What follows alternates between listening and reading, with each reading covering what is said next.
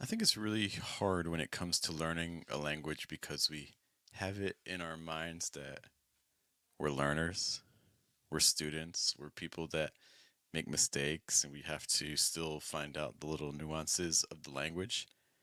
And I get that. And I think, even kind of teachers go through that process too. Like when you first start teaching, you you have so much to learn and you know that. But what you find is that over time, you continue learning more and then you adapt your teaching to it. Maybe you've seen this on the channel. Like the way that I teach a lot of sounds is very different than the way that I taught them when I first started teaching. Right? It's just different. You learn more and you learn new techniques and you find new ways to help your students. And so I want you to think a little bit about your learning process, and you've probably learned a lot about how English works. But maybe it's also time to take a change to your approach in learning to see maybe that would actually help you learn even faster.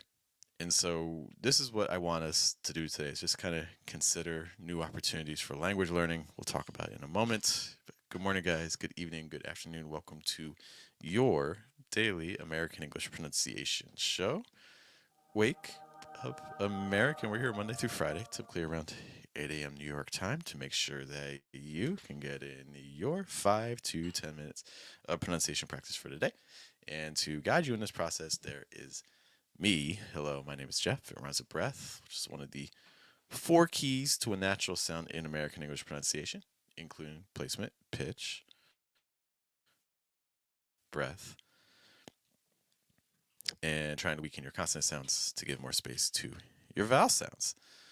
And so the thing that I would challenge you, if you are watching this, hello, Legantia, and to everyone else who's here, if you're watching this, my challenge for you is, can you find opportunities to actually teach the language? And I know that can be really uncomfortable and scary because some of us are going to be like, well, no, I'm a language learner. What do I know to teach? I'm going to make mistakes. I'm going to guide people on the wrong path. And there's different ways to approach that.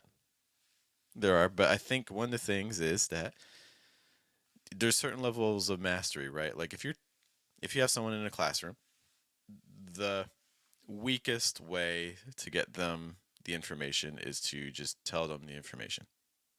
Okay, if you just tell someone something, they're not going to retain a lot of that information. They're just not. If you want to go a little bit higher up the chain, what you can do is you can have someone write something down. So you tell someone something and they write it down, and that can help them remember it a little bit better. Okay.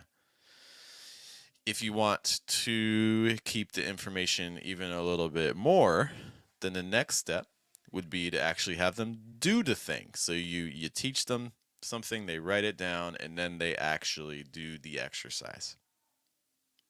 That student is going to remember that information better than the student you just told something to. But the highest level when it comes to learning is when you put students into positions where they actually have to instruct others.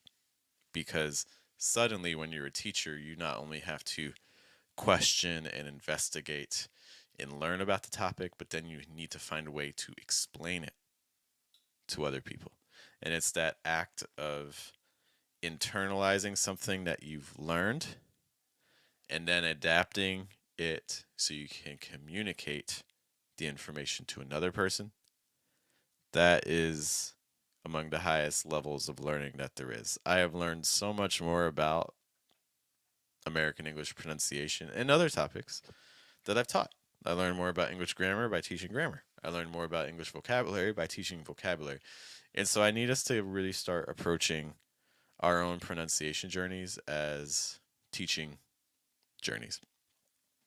And some of you, if you're willing to try this out, you may then have a question that, but who do I teach? I don't know anybody, or no one's going to trust me. Okay, that's fine. We live in a great era nowadays where you have access to so many resources, right? So One thing you can try doing, you can go online and find like a language exchange to be like, hey, if someone teaches me English, I'll teach you, you know, my language. You could try to be super active about that because the reality is you just need to find one person, right? And I know that finding a reliable language partner is a frustrating process, but I think when we approach it as, hey, I just need to find one person, I'm just going to put in all my energy to just find one person. I think you can do that. Another way to approach it, if you're not able to find anyone, is just teach it yourself. You guys all have one of these, I'm guessing, for watching this, or you have a computer. You're watching this somehow. And most likely the thing you're using to watch this has an ability to record at least your voice, if not your image. And so, what if you just every day made a 10-second video where you just analyzed your own pronunciation?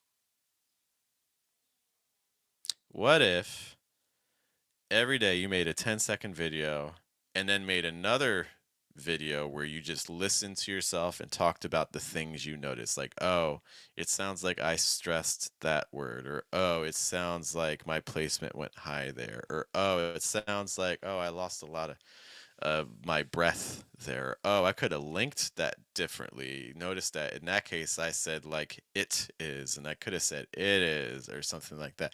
What if you just made these little analysis videos of yourself and just kind of taught yourself? And then I know that some people are going to be like, but I need correction. Who's going to tell me if I'm right or if I'm wrong? But you're missing the entire point if that's your question. It's not about being right or being wrong in these instances. It's just about showing up and doing the practice. I've taught things wrong before. I'm still here, and you're with me. Wow, isn't that interesting? You know, like we have to put ourselves into positions to make more mistakes because that's the biggest obstacle that I see with students is they haven't made enough mistakes. I was talking with a student about this, and I've said this here on the channel before. What if you're 10,000 mistakes away from the accent you want? And I told that to a student, and they're like, "Oh my gosh, that sounds like so much." But I was like, "No, I think it's the opposite. I think it's very liberating. I think it's really good because it's like it's a finite number. I can do something 10,000 times. It's going to take me a little while. Do it. If I do it, sorry for the spike, but like 10,000 times. If I do it, you know, 3 times a day, okay. Well, then I just need to do it for 10 years. Okay, but if I double that, that's 5 years. If I do 3 times that amount, if I may try and make like 30 mistakes a day, suddenly we're just in like, 3 years, and if I go further than that, I could do it in 1 year. If you do like the US government has like a language program where they teach students, they get the equivalent of, I forget how many thousands of hours in a matter of 6 months, you know? Um, so just kind of change an approach, find a way to teach it. And of course, if you have questions about teaching, you can always find me and reach out. Try it out, guys. If you do manage to teach something, let me know how it goes. Put it in the comments, put it in the chat. All right, I do have to run to a class, but hey, thanks for hanging out with me. Find a way to teach something. Part of American English pronunciation this weekend. Let me know how it goes. Once more, my name is Jeff. It rhymes with breath. It's one of the 4 keys to natural style American English pronunciation. Thanks for hanging out with me. There's a million pronunciation resources out there, so the fact you're here is greatly appreciated. I'll see you guys. Have a good day.